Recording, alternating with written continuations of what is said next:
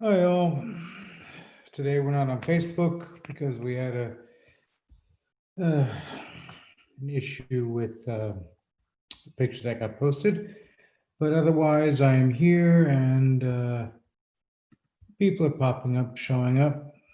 James is here. Excellent. Nice to see you, James. Um, I'm going to bring everyone in right in as a panelist. Dan. All right. I'll go to gallery view. So, I hope everyone's well. Hey, how's it going in Florida?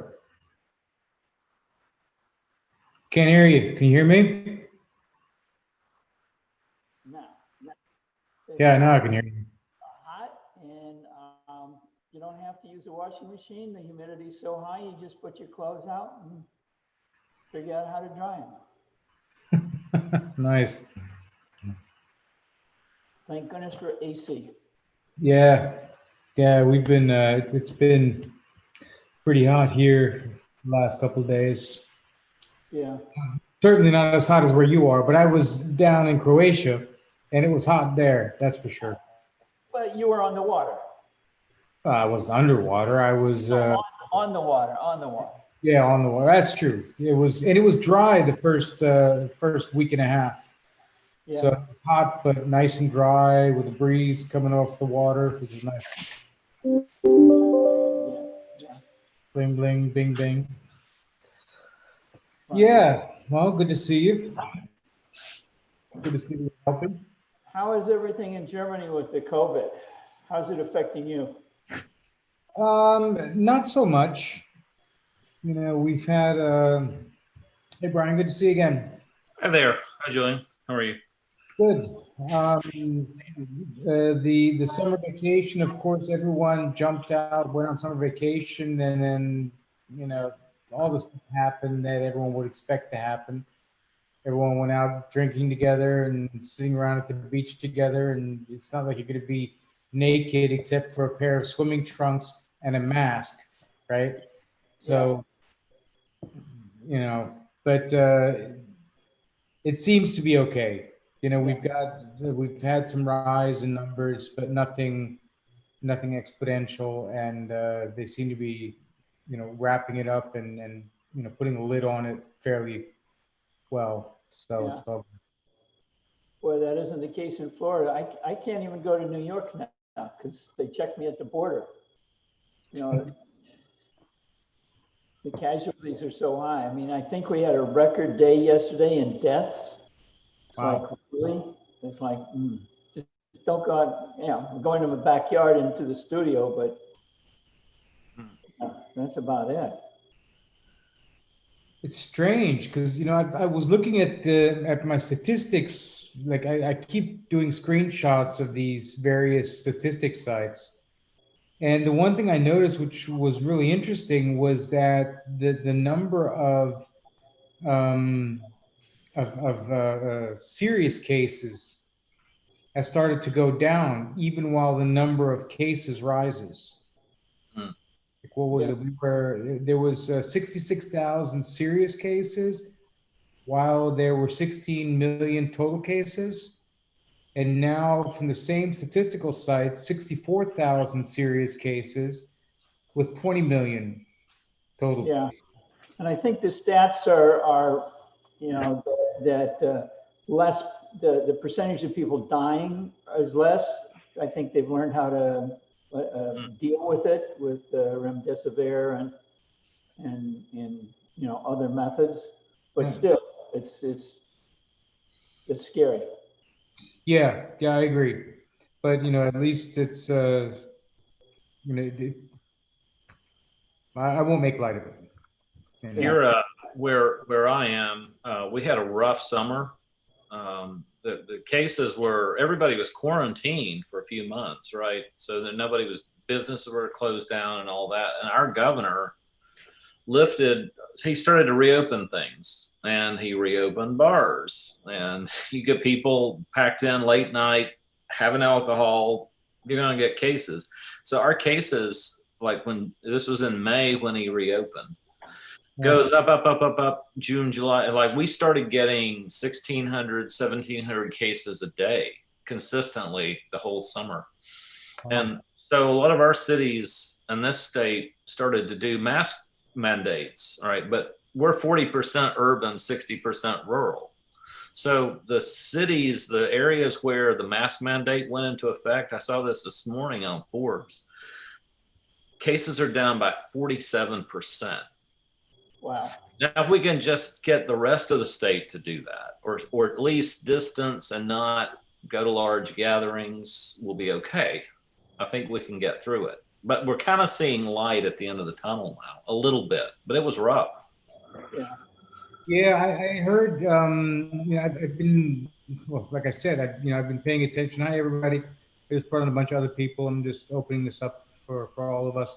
I've been, following the stats, and it seems that first off, that we are learning how to treat it, and particularly the timing, which seems to be very important, like early treatment, immediate treatment, and very precise kind of treatment, which seem to be working.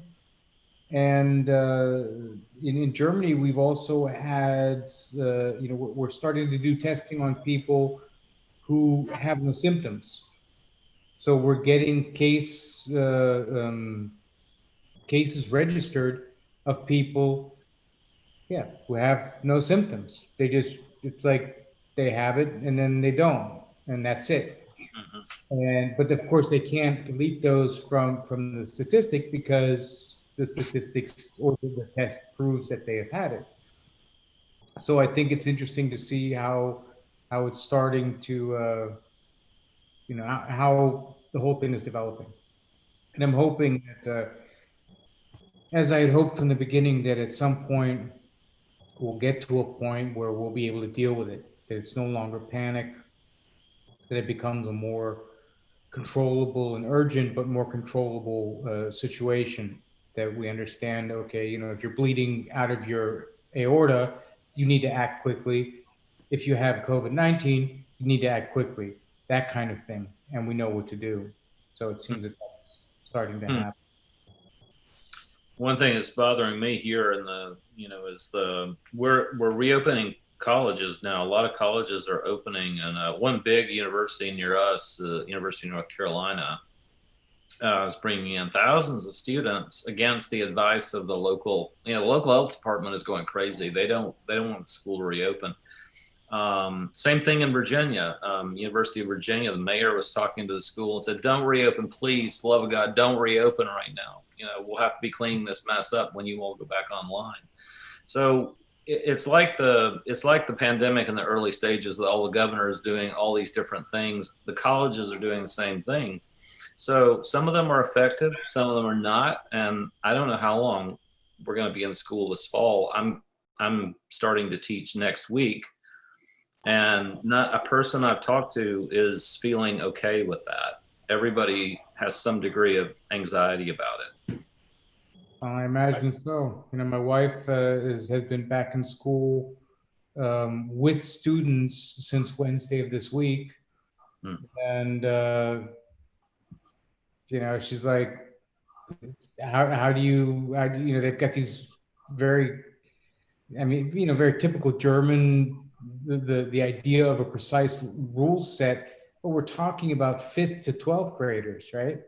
So how are you going to enforce some of these rules like a 5th grader? I mean, come on. It's,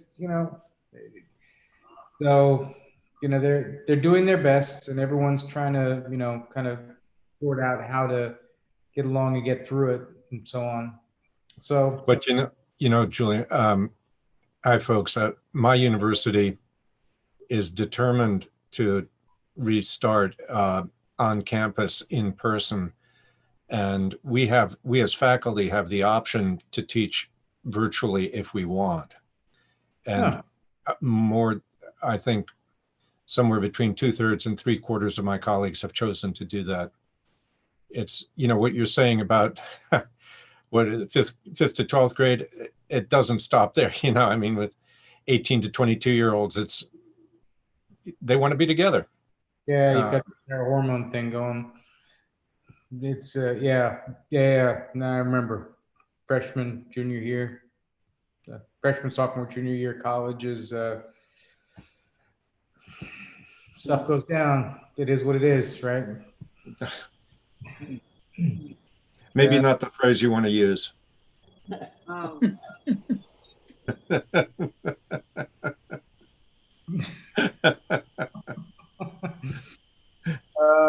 So anyways, a brief note to a curious thing that happened today, and a warning to all who use automated systems. My staff posted or sent an email campaign out with for our current exhibition, Brokant, and they were the topic of today's exhibition was women. Yeah.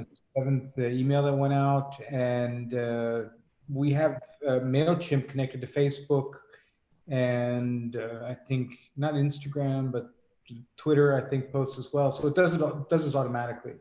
Okay, so the post got flagged, and I am now barred or blocked from posting and commenting on Facebook for 24 hours. Because of my having broken the rules of community standards for the first picture, even though according to the Facebook Code of Conduct, it says that they will allow portrayal of nudity for artistic purposes. Like if it's art, then they'll allow it. But what was interesting is, first off, I haven't been able to reach anybody, which I mean, Facebook's not a small company, so I thought that was interesting.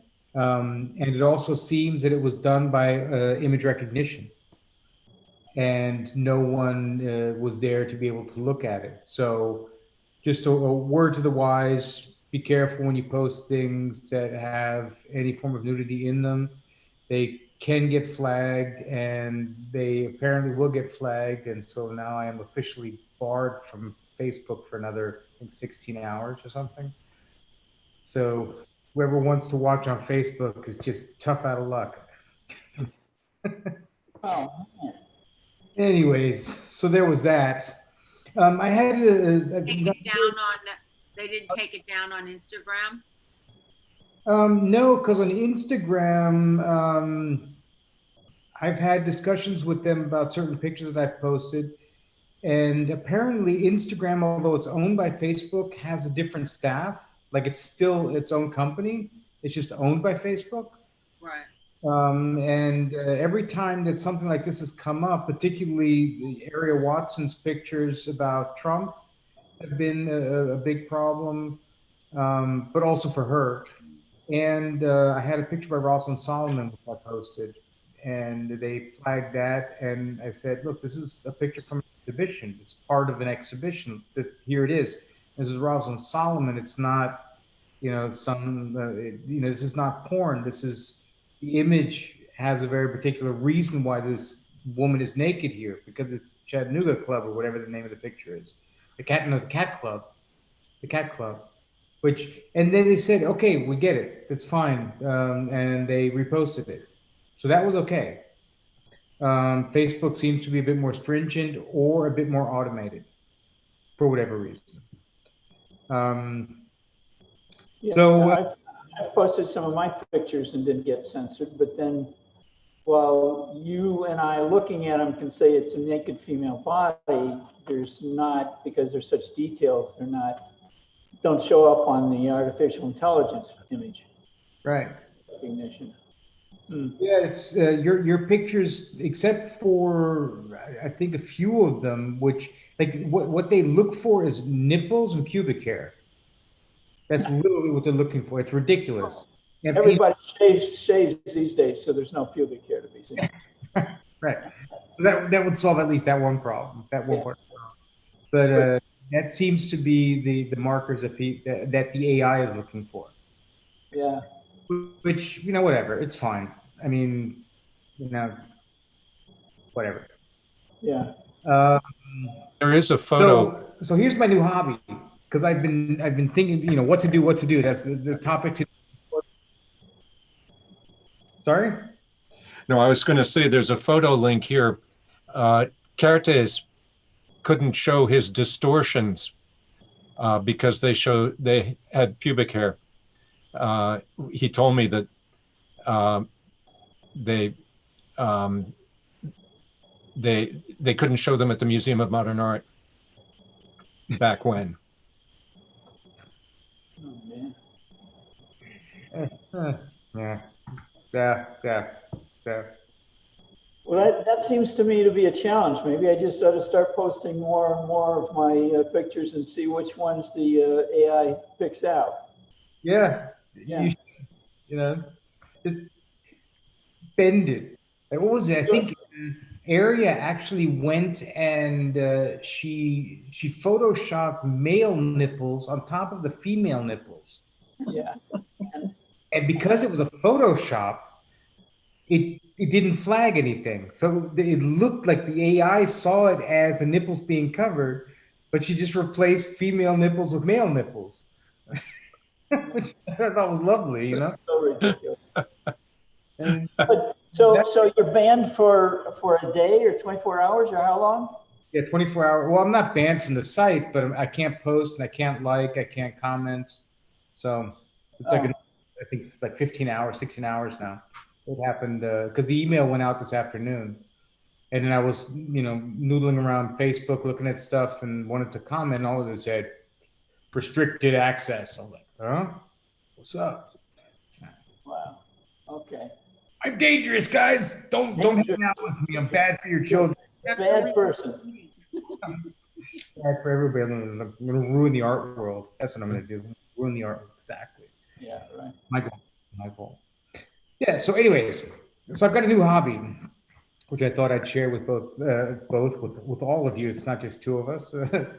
Last week it was me and Lisa and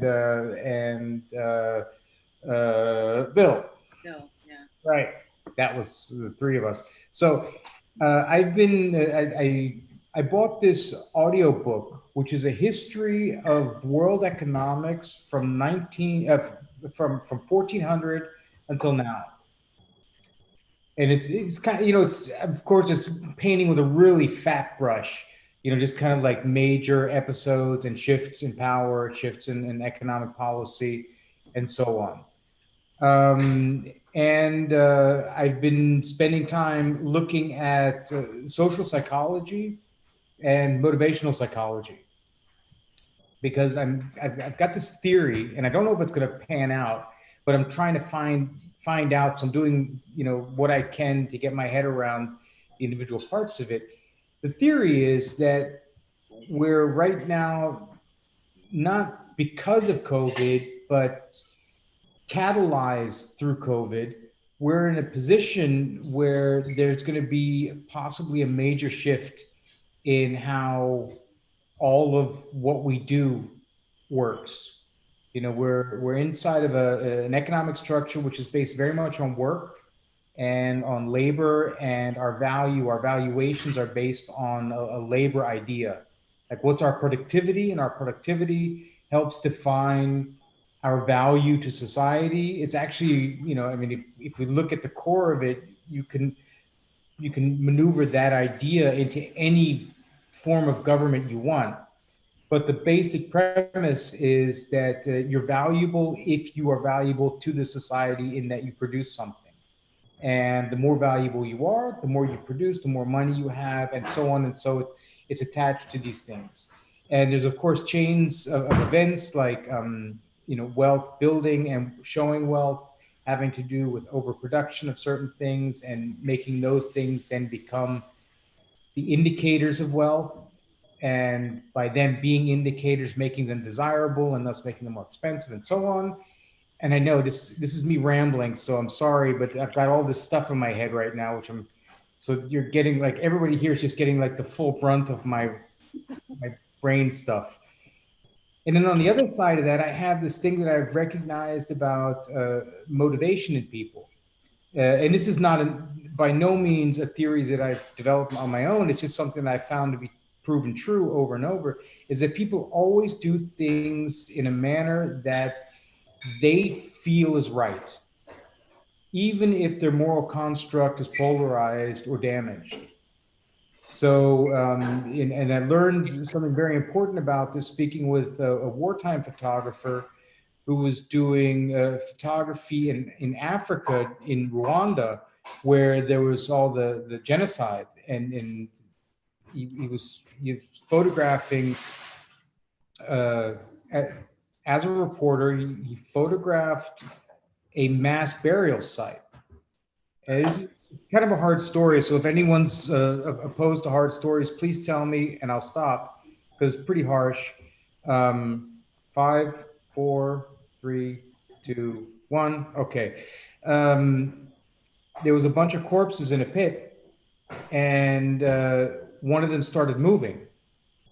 And so the guy filling the hole went down with his shovel and finished the guy off. And that, of course, I mean, that, the idea of that is hard. And it messed with this guy, this friend of mine, this photographer. It really, really messed with his head heavily, because he was there he had to photograph this process. But what that spoke about was the polarization of moral construct. And this is what's also been spoken to when you speak about child soldiers. This is a common event that happens with child soldiers, where they're not emotionally built to deal with the kind of damage that they're doing. And so at some point they create inside of themselves a protective system where they make what they're doing right. And it becomes the morally proper thing to do for them. And so the challenge with that kind of moral polarization, I keep saying, is to get them to understand that what they believe to be accurate is inaccurate. And this, we can see this when we're all, I assume nobody here is a diehard Trump fan. So we can assume that, these kind of discussions can be had with people who will have a belief that, for example, that Trump is saving America. And there are people, I know people from my youth who believe that, and they will act accordingly. So, okay, but I'm off on a tangent here. So I've got this theory that, people always deal in a manner that is in accordance with what they feel to be right, or in which they have the least resistance morally to themselves. Like they can approve it themselves. That's what they do.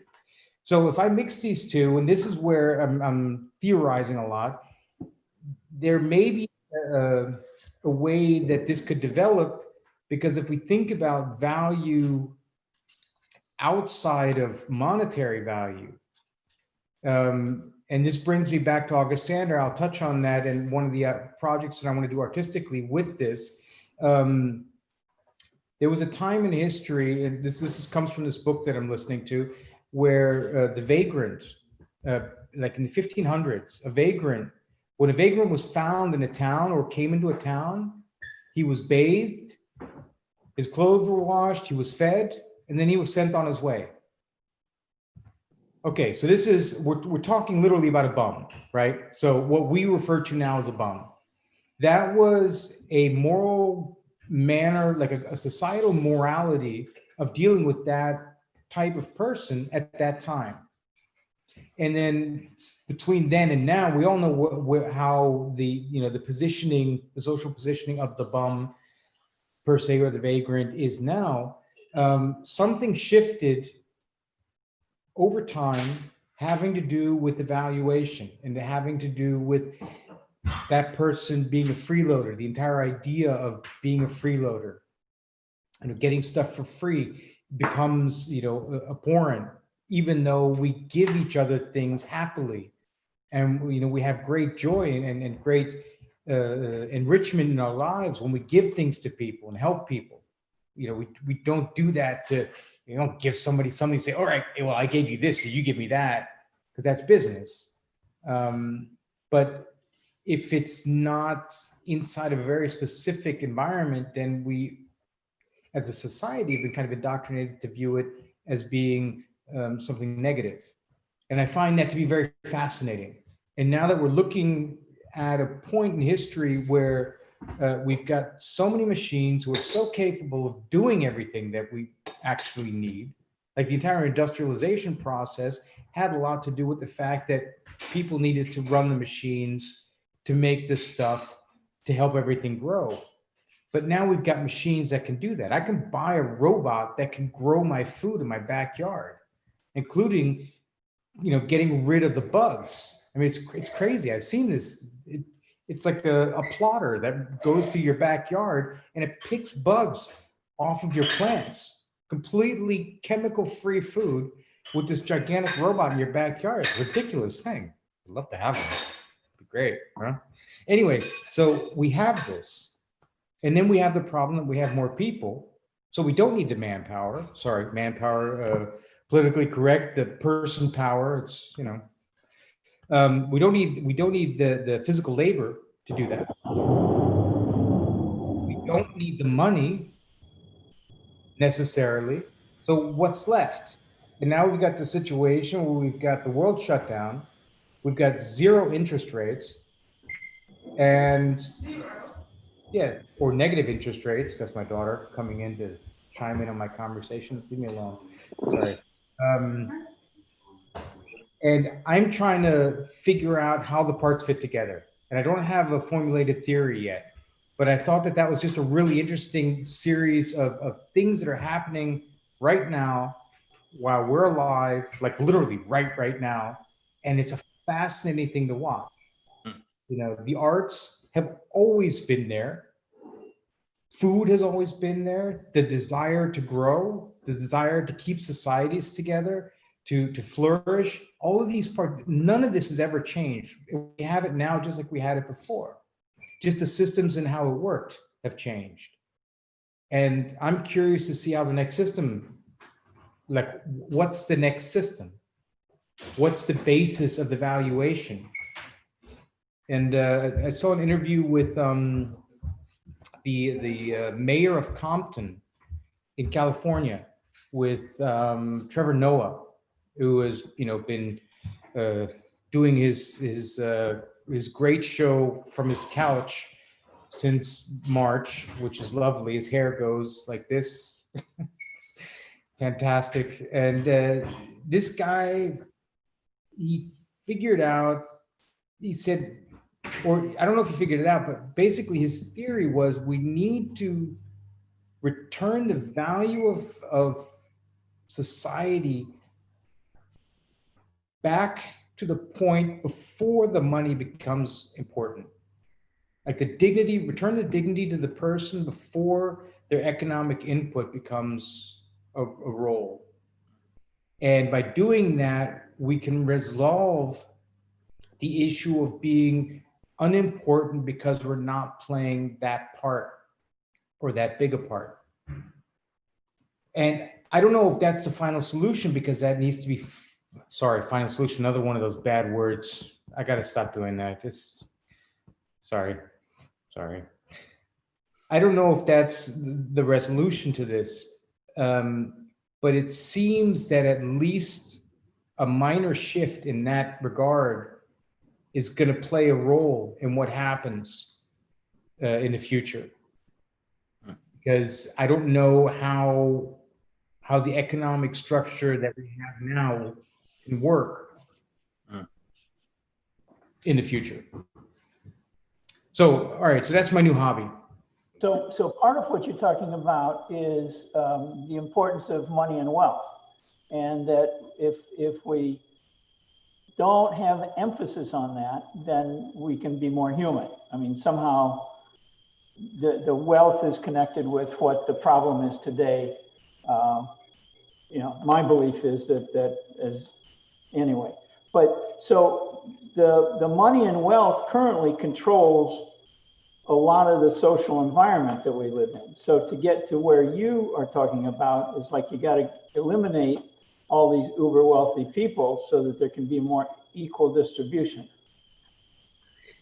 Yeah, well, I thought about that, and when I studied philosophy, or when I took philosophy courses in college, we of course went through all the great old Greek philosophers, the entire idea of, you know, distributed wealth, taxation. This is a topic that's come up a lot in recent conversations, marginal tax rates going up in the US, particularly the US, where there's just boatloads of money sitting because the tax rate is so low. And the structure allows for that kind of thing, to put stuff offshore and just kind of have it in these accounts to use when you have it. But and I can agree with the idea that that would be needed, but I don't know if that's realistic. Yeah. There have always been wealthy people. The major difference between happy people who are wealthy and happy people who are poor is the amount of wealth they have, not the amount of happiness they have. And so the question is it important? Some people may be happier with more money and others not. I know that there are people who become very unhappy when they have more money. They become very frantic. And it becomes problematic, and having less all of a sudden becomes a form of freedom. And I'm not talking about, abject poverty, like everyone loves to have their last dime and then spend the next 3 weeks on the street. I'm talking about, a normal living wage, or, living as we live, and understanding that it's okay that I have this life and you have that life and you have that life and you have that life, but not comparing it based on the economic merit of it. Like the thing that we measure. I'm wondering if it's possible to shift that, which is probably just as far-fangled as wealth distribution. I mean, I think the problem with all of this acquisition is we're just attached to getting things, and we're not. And this is a human condition. Like, no matter what we do, no matter how much we have, there's always something inside us that's just going to naysay that and think, I can do better than that. But I look at the example of Bill Gates versus Jeff Bezos. It seems to me Bill Gates is enormously wealthy, but he's doing seemingly everything he can to give some of the money away. Yeah. And I don't know what Bezos is doing philanthropically, but I know that in this pandemic, he has become enormously more wealthy than he already was. And in the States, as I've looked at, how our government has responded to, and I'll just put out that from the beginning, I'm a democratic socialist. So I catch it from both sides. I catch it from the people who are diehard Trump people and the people who are hardcore vote blue no matter who people. I'm probably going to vote for Biden because that's the bus that's going to get me the closest destination. It's the train that's running, it's the bus that's running. I might have to do some walking once I get there, but it will get me closer than any of the others. Yeah. And it's the most viable. They both have their problems, and you can see this in the way that certainly Trump, but certainly the Democrats in Congress handled money for people who are having a hard time. And most of the money that we appropriated went to corporations. Yeah. And we got, and meaning we working people got something, but it made me think, if we can do that, we could do universal basic income. We could do much more on healthcare. We could make college tuition affordable or free. We could do so much more than we are doing. So what I have seen in this pandemic for me is that the veil has been pulled back.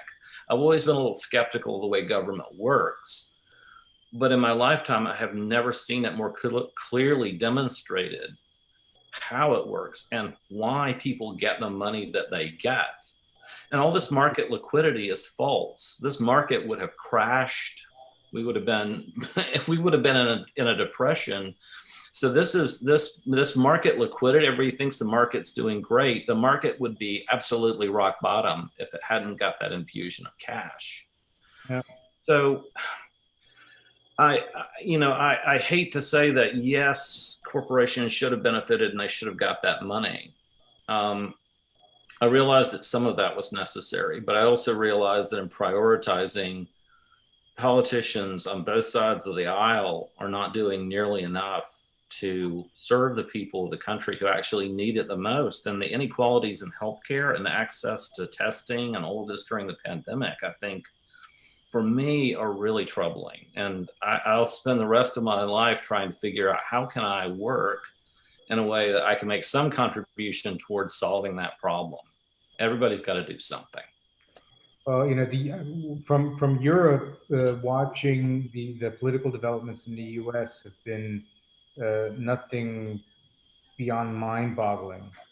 It's really it's difficult to understand, not just because of the elephant in the room, but there's like an elephant and a bunch of rhinoceros and then a bunch of bears in the same damn room, and they're all just wreaking havoc.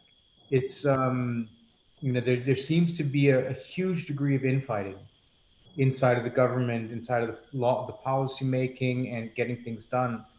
And in a situation like we had and have, I mean, you have it much worse in the U.S. than we do in Europe at the moment. It would seem the most reasonable thing to put all the animosities and the politics of party and friends and foes aside and say, look, we've got a situation. These are our people. We need to find a way to help our people, and let's sort out how we do that quickly so we can get that help out there and get it out in a way that's really going to help people. And then we can clean up the mess afterward. We can print money, and it's been done before. There's tools to do that. That's the way governments and national banks have functioned, for a very long time. But that didn't happen in the U.S. It happened in Europe in Right. different degrees, different countries, and that has, I mean, I don't want to, I'm not bragging for Germany, but Germany, I think, has done quite well with dealing with this because, even though some people haven't gotten money and other people have, and, I mean, not everybody comes out happy in this, but I think if you tally up how the country has dealt with it, it's been quite good, Mhm. just. I mean, you've flattened the curve much more quickly than any other countries that I've looked at. Certainly, the United States, where we're still having increases. But I look at all of that, and I think the way that we use our language in government is something we got to really pay attention to now. The nuances of language are, they carry coded terms. So I'm really looking at unpacking words that politicians use in a way that I've always been skeptical about, but now I'm even more focused on that. It's a matter of priorities. We've never found a war that we didn't want to fund. We want to ask, how can we pay for that? We just go to war and the tanks keep rolling and the money keeps coming. But if we're talking about how can we solve a basic social inequality, oh my God, increase taxes. That's the first argument. People shriek. They don't think this about war. So it's a matter of prioritizing. We're okay with aggressive foreign policy. And even let's use back to your example of Rwanda, when that carnage was happening, I watched politicians in this country use language that's minimized the absolute horror of what was happening. And we didn't get invested in solving the problem in Rwanda because there was no economic return in that. That was another country's problem. But oh my God, we went into Kuwait, we went into Iraq because oil, because of, that we have an interest in that area. So I think we have to be really selective as a country about what we really place our emphasis on and what we're really saying is worthy of investment. For me, it's not war. I agree, but I think beyond that, there's going to be a real discussion around how does economy function. I mean, Here's another random, not a random theory, something I've been looking at for a long time. Every object that you spend money on, everything you spend money on, has a cost point that is connected to energy. Coffee, obviously, you need to run the coffee machine. You need to harvest the coffee. You need to run the pumps to get the water out to water the plant or whatever. There's energy, and we're paying for energy. And we have the technology now to relatively easily supply the world with electrical energy for free. Like the technology exists, and the space exists on the planet to implement it. And so, if you consider a market system where you remove that one cost point at every stage of the economy, from the production, from the very first, from putting the seed in the ground to building the skyscraper, and the one cost point you don't pay for is the energy to do it, because there's systems that are building it that are creating the energy for free. That would have an incredible rippling effect on the cost of things. It would mean that, you know, the food you buy wouldn't cost as much. You wouldn't have to pay money to heat your house. There wouldn't be, you know, getting water to your house wouldn't cost as much. As, you know, everything is connected to it. And I thought that was an interesting idea to look at as well. You know, how do we change the structure? How do we look at other ways to put the structure together that makes it function differently than the current economic system, where, you know, where it's basically a cost and a percentage on top and a chain of people making money on everything. So anyways, these are the things that keep me busy thinking about. The group that I sent you, you joined, the John Coffer. His story is like what you're talking about. Ah, cool. He gave up. He was a Florida photographer, had a nice career, had a studio, a lot of work, a lot of material possessions. He gave up all of those things, he sold everything he had.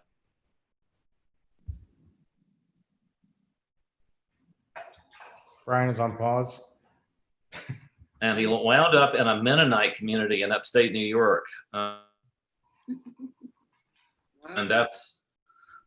that's where he is. But he lives off the grid. He lives sustainably. He grows his own food. He raises cattle. Everything he has, he built himself.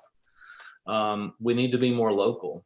We need to be living sustainably and within our means. I saw an article, by the way, and can't remember which paper, but earlier today I was reading the news, and there was a story about a community here in the South it's a neighborhood that the people get together and decide what they're going to grow and which fruit trees they're going to plant and what their crops are going to be, and then they barter everything, and they come. It's a collective. They come together and they share.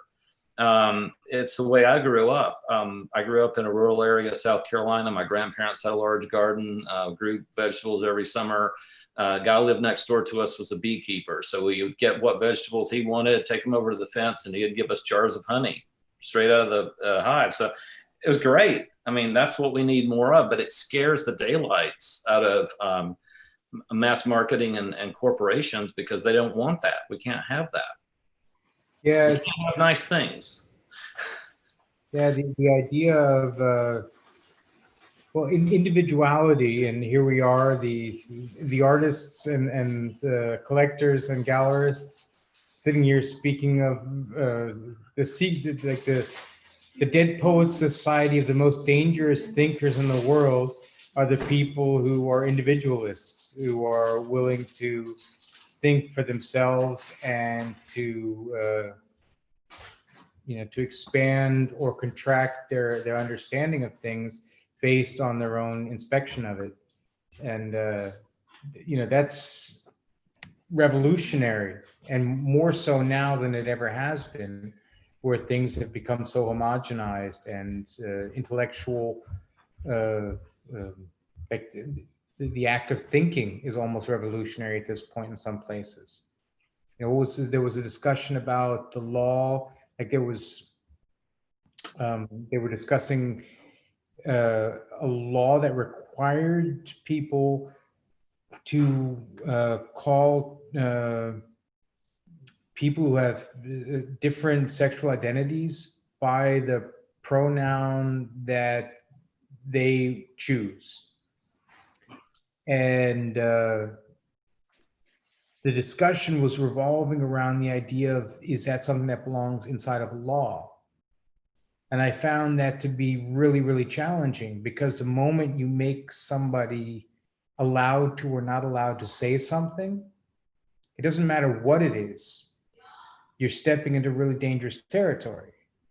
If they were talking, like imagine the same law, except that you weren't allowed to say that Trump was an idiot,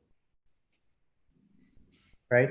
I mean, personally, it's a very different statement, very different thing, but abstractly, it's exactly the same thing. You're saying I can say something or I cannot, and you're making a legal bounds to what I can say. You're controlling my speech.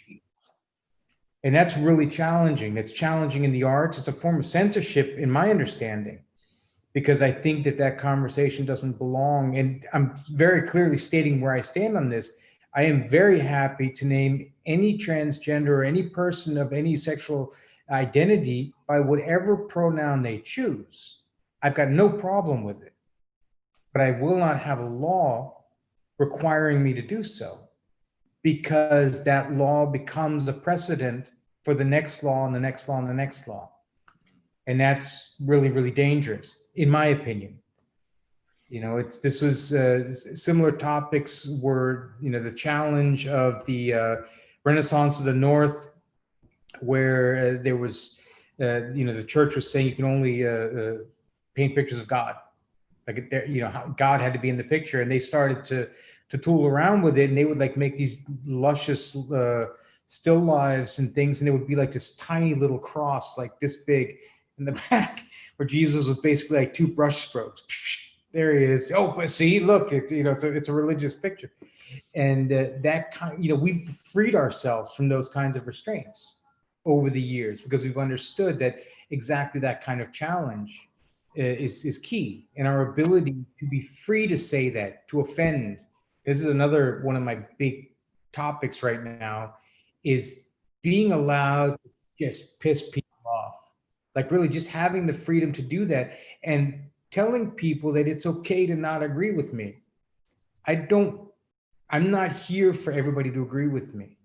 I'm here because I have an opinion and I choose to vocalize it. And I try and listen to as many ideas as I can and bring them together. But it's not my duty to agree with everybody. If I were doing that, I would not be able to agree with anybody. It's the nature of that. It's the nature of free thought, that it doesn't always fit, that the pieces don't always fit together. And particularly in the young people of today, there's been, we've lost the ability to be offended and remain civil and remain cognizant of the conversation and the topic and remain on point. And I think that's another really dangerous development in recent time, particularly, social media.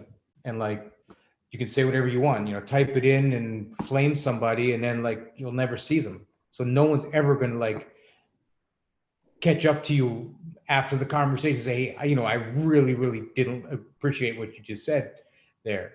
Because you can you can ghost people easily. And, so anyways, another one of my rants.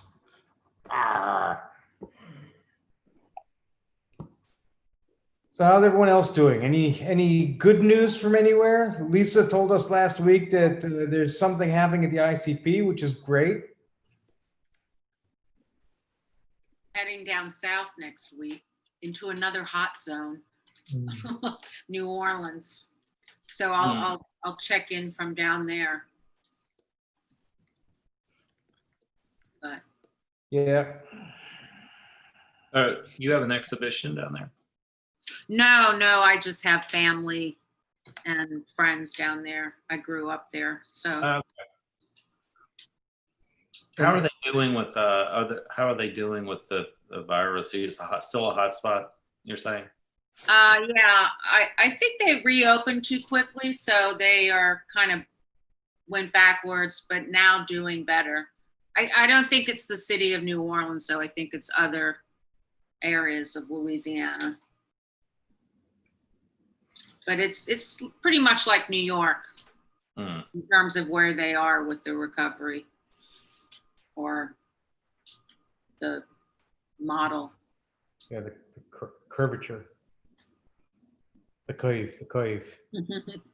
Lisa, are you in New York? Are you in New York? Am I from No. New York? No, are you there now? Oh yeah, I'm in Where- New York right now. Yeah. Well, aren't they going to check your ID at the border if you go to New Orleans? Not Well, let they you have back. an ID if they want to check it. No, I have to quarantine for 2 weeks, but I mean, I'm doing that. I'm not sure what will happen at the airport, but I have both of my parents are still alive, so Yeah. they're 90 and 91. So I'm quarantining just so that I can hang out with them eventually. Yeah. Yeah, I can't get back to New York. I'm in Miami now, so I don't know how that works. If at the airport they're going to lock me up or what? It's like. Oh, well, I know people who've come back from Miami, but I'm not sure when they did. Yeah. Maybe you should drive. Spend 2 weeks driving up. Yeah. No, Right. then they see the license plate. They see the license plate. At least at the airport, they won't see that. Don't I look like a New Yorker? So you're censored. Julian, you're being censored on Facebook. I think I'm going to post a few things and see how far I can push it, or see if enough of these fit within the limits of no nipple or pubic hair showing. Yeah. See what happens. Put them on Instagram and Facebook and see which one goes. Do it. If the worst that happens is I can't comment for 24 hours, that won't hurt me. Yeah. All right. Good to see everybody again. Yeah. It's wow. 9:51. No, we're good. We're good in time. All right. So why don't we wrap up for today? It was great seeing everybody. Yeah. Good. Same here. Yeah. I'll touch on the August Sander thing that I'm working on next week. Oh, yeah. Okay. Because maybe I'll be able to show some examples of what I'm doing with it. But it has to do with all the stuff that I was talking about earlier. It's just I never communicated on it. But yeah. All right. Hey. Next Bye, week. everybody. Great to see everybody. Be safe. Take